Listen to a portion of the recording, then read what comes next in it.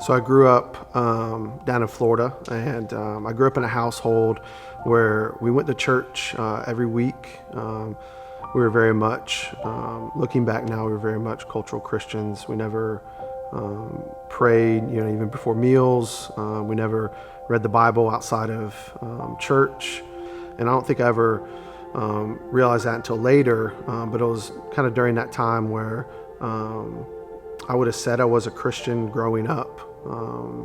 If you would have asked me, I would have said, yeah, of course I'm a Christian. So I kind of had this false confidence growing up that, if I were to die, I would go to heaven.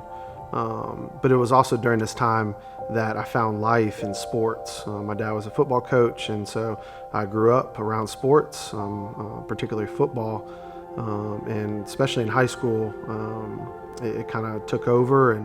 But that desire to be as good as I can at football was my identity. And I played other sports in high school, and so growing up, that's where I found my identity and my hope and my purpose.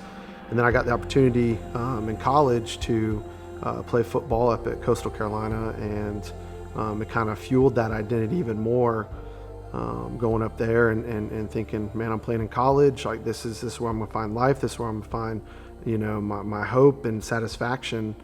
And it was up there my freshman year that a guy on staff with Campus Outreach, he started hanging around the football team, and he kind of just started hanging around, practices, and kind of would talk to me and some of my friends, and it was through this that he kind of built a relationship with me and a couple other guys. And it was during that freshman year where he started sharing the gospel with me. He would ask me simple questions of, they weren't simple, but they were, if you were going to die, where do you think you would go? Just very inquisitive questions. And, I told him I would go to heaven. And it was during this time, I think when I would tell him I was going to heaven, at first I believed it, and then I started thinking about it, and I was like, I say I'm a Christian, but I don't live this Christian life.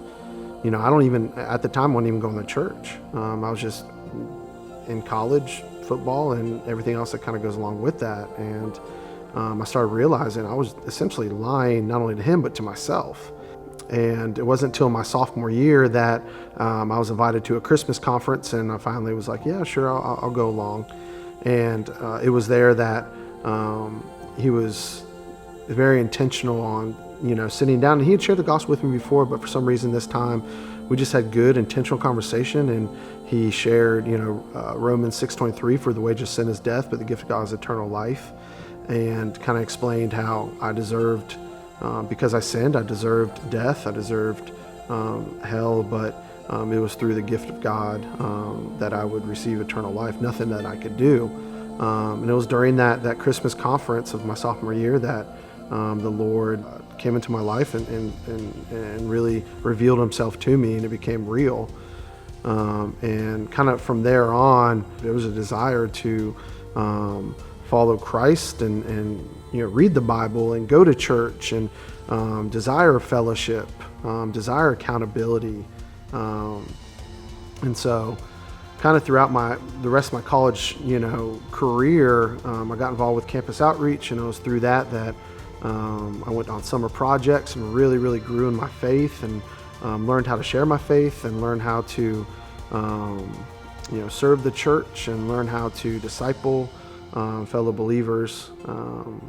And then kind of during that time is when I started, having more of a desire to teach and become a coach, so I could therefore influence the younger generation. It's definitely hard and it's challenging day to day, but I know the Lord desires to use me in that realm. So it's been fun seeing how the Lord has continued to change me and make me more like Him.